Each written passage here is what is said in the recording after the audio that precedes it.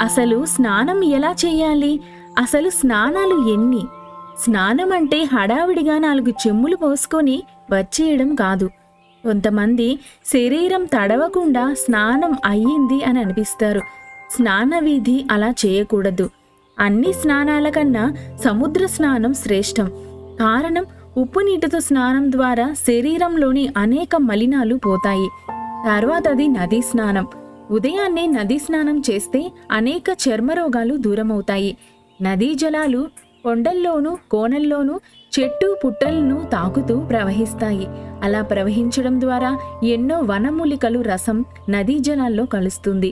దానివల్ల నదీ స్నానం ఎంతో ఉత్తమమైనది, ఆరోగ్యవంతమైనది కూడా. మిగిలినది ఇంటి స్నానము.